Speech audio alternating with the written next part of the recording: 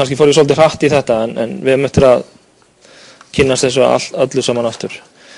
Mér langar að rúlla núna í gegnum það sem við kallum base pattern. Þau eru 8. Þau eru reyndar mjög einföld. Það sem er kannski svolítið snúið er separated interface. Það er svolítið svona oft svona við erum búin að tala mjög mikið það hérna en það er kannski svona það sem að flækir svolítið fyrir. Þetta er allt lýsingar á þessu eru á þessum stað hér. Mattifálun, ég seti þetta sem lesefni. Byrjum á gateway. Hvað í ósköpunum gerir gateway?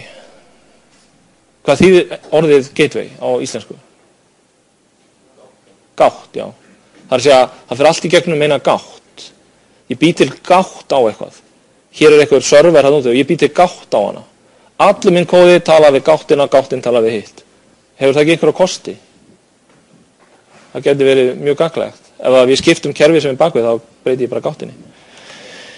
An object that encapsulates access to external system or resource. Það er að segja býti gátt á hluti. Það getur verið database, table data gateway, gátt á töflu. Og til dæmis hérna, hér er ég með mín kóða, það er customer, lease og asset og fullt svona dóti. Og svo er ég með gátt hérna yfir á pricing package sem er einhvers samstarf. Þannig ég bý til bara einföld skil sem að tengist þessu external. Þetta er mjög algengt í hugbúnaðargerð. Þetta er óbúslega einfalt tricks, en það er fleiri í þessu. Það er hérna, þetta býr til bara mjög einfalt hluti, skilgreinaði vel og þannig ef það kemur eitthvað hérna breyting á þessum resource, skiptum parametra, þá get ég gert breytinguna í gáttinni og vonandi bara þarf ekki að breyta neina öðru. Gáttir eiga að vera einföld og ekki hafa neina lógík. Ef þú setur lógík í þetta, þá ert ekki að nota gátt, þá ert að nota eitthvað fyrirbæri sem að enginn skilur. Þá er bara eitthvað allt annað. Gátt er engin lógík. Og það getur jáfnvel að það væri hægt að generata gáttir. Gáttir er bara einföld leið til þess að búa til tengingu yfir í önnur kerfi. Mjög einfalt þegar til dæmis maður er að kalla á einhver kerfi þarna úti. Og tengist mjög vel þessum service stop sem við tölum á eftir. Þannig að það er mjög auðvelt að skipta út svona. Það er kannski ekkert auðvelt í þessum heimi en þetta hjálpar allavega til. Þegar ásakað þessi númer þá hefur ekkert að vera hann inni. Þetta glemdi að henda þeim út. Þetta vísar í Fowler-bókina, blaðsíðuheitin og er bara til leiðinda fyrir okkur. Mapper, hvað heldur það á mapper sé? Hvað þýðir mapper? Hvað þýðir orðið mapper?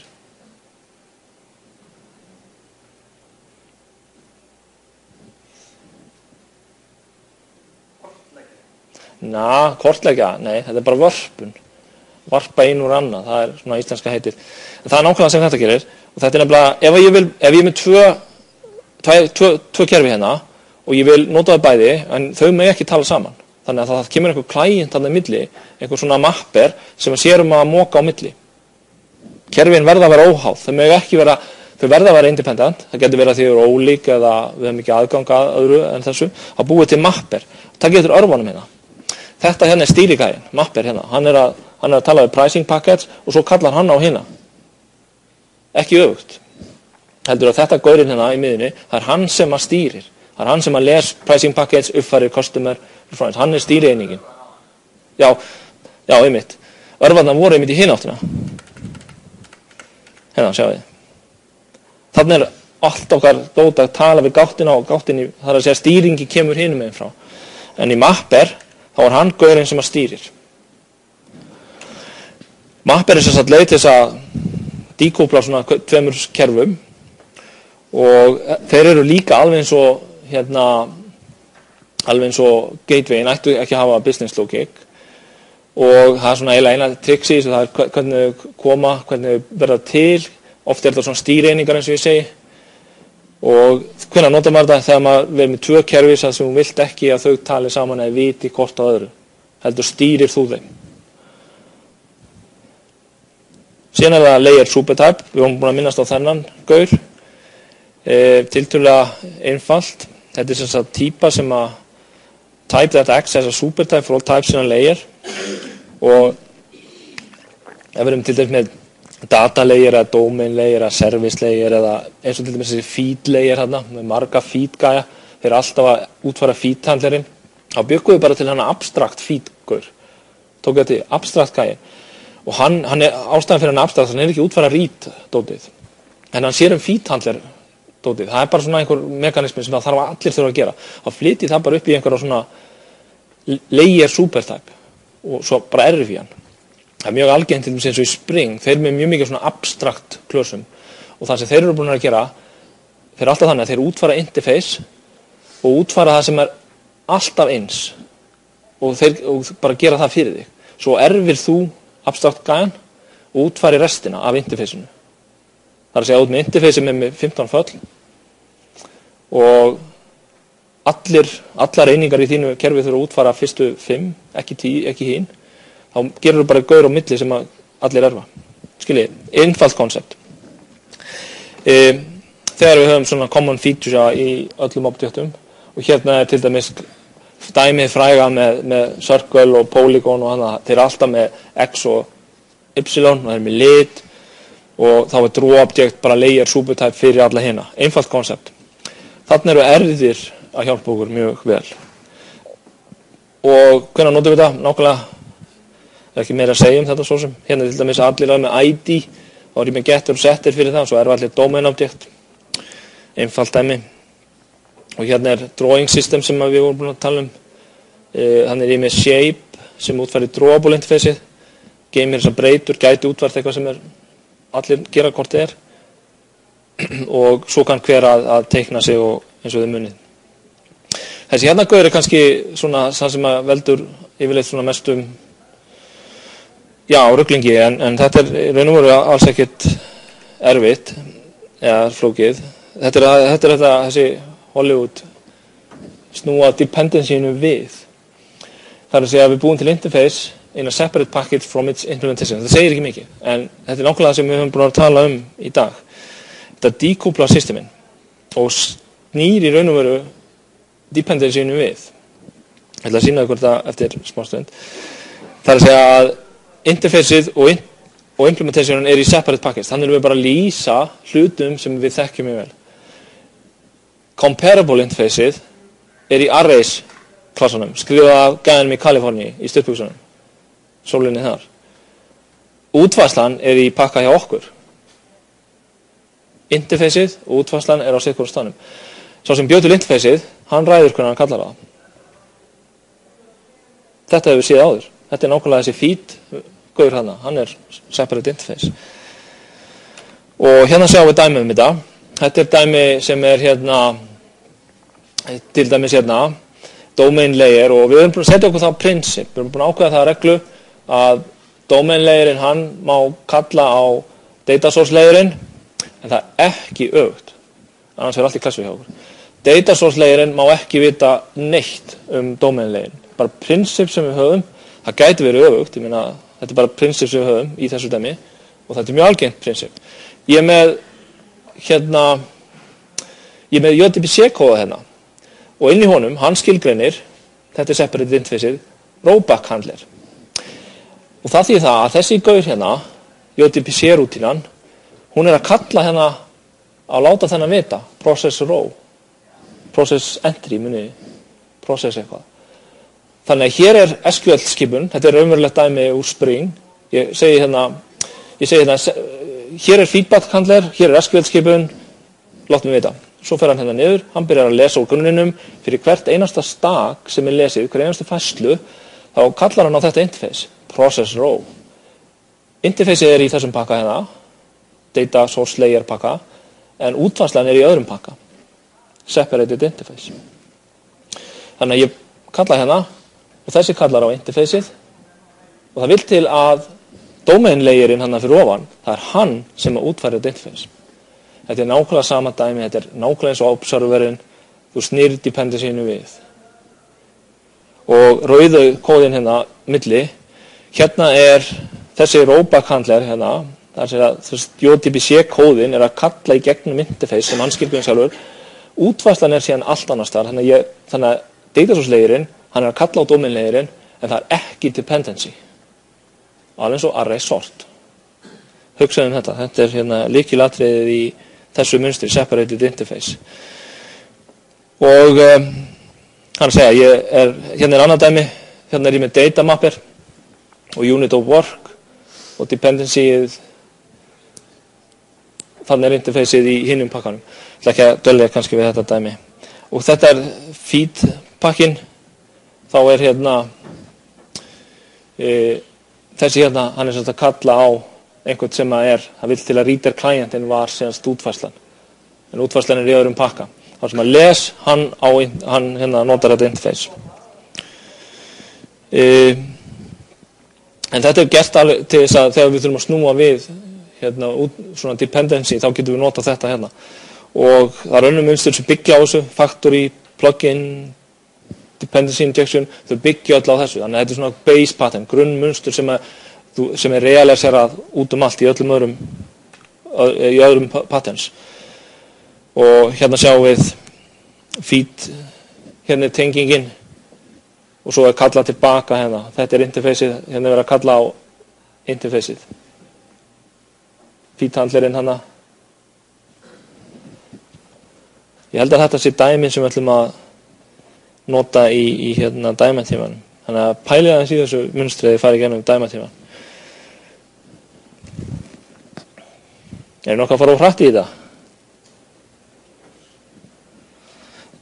Þið verðið að hugsa svolítið þetta og teikna upp það sem er erfiðast í þessu er að skilja hver kallar á hvern. Það er mjög gott þegar við gerum dæmatíman að debugga sig í gegnum hann. Af hverju kalla þess á þennan? Þannig að skilningurinn á hlutbundni forritunum hann kemur þegar að menn átta sig á þessu. Tengslunum á milli eininganna. Þau þurfa ekki að vera konkrétt, þau eru í gegnum abstraktsjónum, þau eru í gegnum interface, polymorphismin, hann gerir þetta svolítið flóknara. Ok, hvað er registry? Það er vel, hafi ekki lent í þessu, þið þurfum svona eitthvað til að sækja stöff. Við vantar svona. Vil ég bara búa til svona eitt global klasa sem að geymir allt draslið? Vitið það er ekkert sniðut, reyndar, en það er stundu sem að vil gera þetta. Það er kallað registry, a well-known object that other objects can use to find common objects and services. Þetta er svona global dæmi sem að er eitt instans af. Það er hægt að finna þetta og inn í þessu er svona settings. Yfirleitt bara dót sem er ekki að breytast, getur verið með mismunandi skóp sem því það að þetta hérna er security skópið, þetta er svona skóp og þú hefur aðgang á ákveðnum hlutum, það er þetta flækja þetta rosalega, en í okkar tilfellum þá ætlum við að gera svona einfalda dæmi, þetta er í verkefninu, þetta er frekar einfaldur kóði. Hér er til dæmis singleton registry sem er bara með svona private static, eitt instans af sjálfum sér og svo sækjur það, þannig að það er alltaf til, þannig að ég get ekki eins og njúað hérna, sjáum við að private registry konstrukturinn. Þannig að það er alltaf til fljótandi hann einhver út og ég segi bara registry get instance ef ég vil fá instance að því. Hinn leiðin er bara fullt af static methodum og bara ég segi registry punktur komdu með þetta. Þannig að ég er ekkert meira þetta að segja. Þetta er mjög einföld gagnagrind sem að geymir hérna bara svona breytur sem eru lesnar inn. Properties fallin sem við sáum, það er svona dæmi registry, ég getur notað properties, lesið það inn og svo geymi ég hauga breytum sem eru í registríinu. Nú svo er það value object. Þetta er svolítið svona vaður inn í annað. Lítið einfalt object eins og til dæmis að best að hugsa money bara. Það sem að það er ekkert identity á þessu, það er bara hvað gildi hafa breyturnar. Og þetta er einhver object sem ætti að vera ekki hægt að breyta. Ef ég vil breyta þá býð bara til nýtt. Þetta er svo date er hugsaður í dag, hann var ekki þannig upphaflega. Þetta er bara eins og ég segi, ef ég er með til dæmis money og þá er ég með einhverja amount double sem er kannski ekki góð hugmynd fyrir money. Yfirleitt nota menn heiltölur í það og svo er einhver currency og currencyin svo er alls konar aðgerðir sem eru á þessu, en grunnhugmyndin er svo að þetta er gögn sem að einhver framleiðir eru til og ég get notað þau til að tákna hluti og ég get borið þau saman, ég get raðað þeim og svo framvegis, en ég ekki að breyta þeim mjög mikið, eins og date í Java núna, það ekkert sett lengur, það var sett. Ef ég vil fá nýja dagsetningu, þá þarf ég bara að gera svo vel að biðja kalenderið nýja dagsetningu. Og hér einmitt kalenderið, Gregorian kalenderið, eftir Gregori 13. páfa, sem að breytti kalenderið með því að höggva 10 daga út í 1542 minnum mig, sem var allir miklum óverðum, þannig að þess að fólk fannst ósanngjarnt að láta taka af sig 10 daga í lífinu. En allt tímatal þar fyrir áðan, þetta gerist 4. október og síðan kom allir inn í 15. Og þetta, síðan voru menn ekkert að taka þetta upp, á þess að ég fara í þá sögu. Páfinn bara sagði þetta og svo tók þetta mörg ár. Þetta Kína skipti yfir í 1950. Sumir ekki búinir ennþá, sérstaklega þessar kirkjur hana í Austur-Evrópu, halda jólin í janúar. En ástæðan var svo að kalenderið hafði hliðrast og það var erfitt að halda páska. En þetta mjög skemmtileg saga, ég get örgulega, ef einhver vil heyra hana, get ég sagt ykkur hana. En hérna dæmi, hérna setjum ég dagsetningu, ég sæki bara ákveðna dagsetningu og bý til D1 og svo sæki ég, þetta eru frægar dagsetningar þegar forsetar eru skotnir í Bandaríkjunum. Og svo get ég gert equals og svo hann 27. janúar, einhver sem að kannast þá dagsetningu. Engin tónlistamenn hérna. Fæðingardagur Mozart. Þannig að hérna ég með 2 dagsetningar, D1 og D2, ég ber það saman. Þetta klárlega ekki sama dagsetningin, false. Svo ég hérna með 1756, 27. janúar. Ég ber þetta saman, þetta true. Mjög einfalt objekt. Innihaldi segir hvort það sé eins eða ekki. Plugin kannski hitt mönstrið sem svona eitthvað sem maður þarf aðeins að eyða smá tími að pæla í. Það líkt mjög mörg öðru. Þetta gengur bara út á það að tengja kóða saman í gegnum config-fæl. Og það þýðir það að ef ég ætla, til dæmis, ef ég ætla að new eitthvað eða búa eitthvað til, það þarf ekki að vera new, en við getum notað þetta fyrir faktoríur. Þannig að ég les í property-fælnum hvaða klasa ég á að nota, svo lóta ég þessum klasa og skila honum. Sá sem að notar þessa plugin eða þessa faktoríu, hann bara veit að þessi klasi sem hann fekk útfærir interface, hvernig hann útfærir það kemur honum bara eiginlega ekkert við. Og hér dæmi þetta sem við sáum á hann er ég með plugin factory og einhverjum vantar nýtt plugin, til dæmis RSS-lesara eða eitthvað svoleiðis. Og það stendur í config-fælinum hvaða lesarið það er. Það stendur líka hvaða slóða er, stendur fyrir það er eitthvað config hérna og plugin-faktorinn, hann fer í skrána, þessa configuration skrá, finnur klasan, allar upplýsingar klasan, getur búið þess til og skilar þér plugin tilbaka.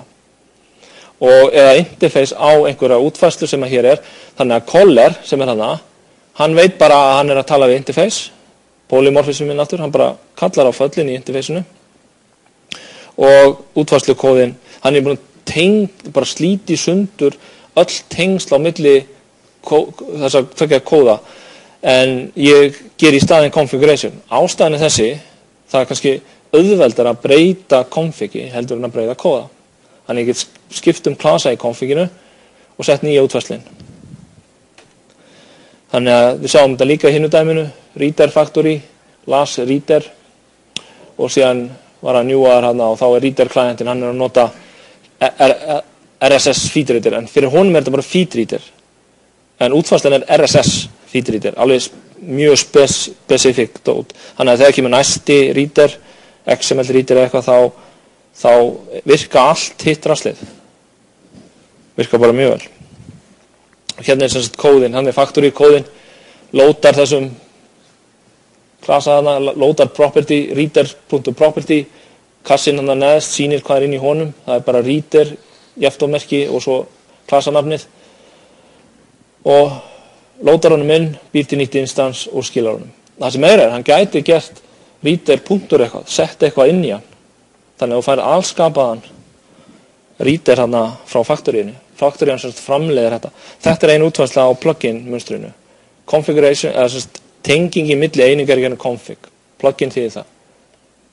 hljómar eins og eitthvað sé tengt saman þannig. Síðasta mynstrið, ég held að við séum að klára tíman líka. Síðasta mynstrið service stub, mjög einfalt koncept. Öll þessi baseföll method eru mjög einföld en það tekur smá tíma að venjast þeim. Þetta eru eftir að vera góðir vinir ykkar. Removes dependency upon problematic service during testing. Ok, mér vantar gáttina hérna til að tala við, ég er að tala við bankan, en hann svarar ekki, hann ekki búin að, fæ ekki neitt. Þannig að þá bara býði til svona service stub, mock object. Þannig að í staðin fyrir að tala við Acme Tax Service þá býði bara til stub sem þykist vera Acme Tax Service, þannig að ég get klára útfærið þetta hér. Reynsludæmi, við höfum reiknað það, þessir senda manni spec, sem 200 sína spec, væntanlega á tungumáli sem maður skilur ekki og þarf að þýða, en ok, hann sendir okkur spec hérna, þannig að við útfærum þennan, höldum við sem í góðum málum. Svo kemur serverinn endanlegi, með nýju specki, ég lenti þessu, og documentationum var á þýsku sem að menn voru ekki alveg góðir í, en það geti verið að vera. Þannig að þetta service stub, ég bara bý til test stub, svo að ég stoppi ekki í þróun en að það eitthvað annað sem ekki tilbúið eða virkar ekki, eða ég vil testa kóðan minn og ég hef ekki aðgang að þessum tax service þegar ég að testa hann. Þetta bara production. Ég hef ekki aðgang, ég get ekki millifært í bankan og tekið út. Þannig að þá setjum ég stubbin minn í staðinn, þannig að ég geti prófað hitt.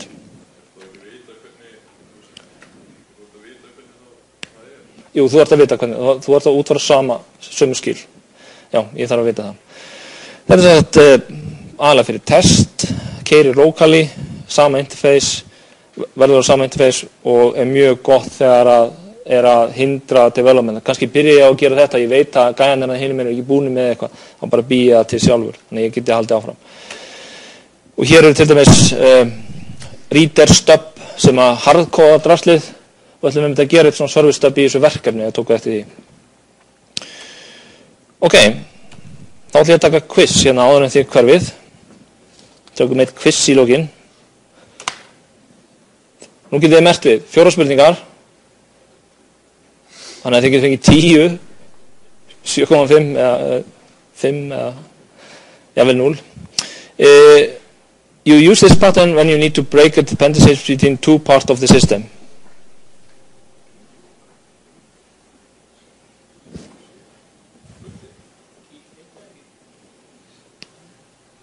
You need to break the dependency of two parts of the system. Hvað það? Það ekki registry, ekki gateway.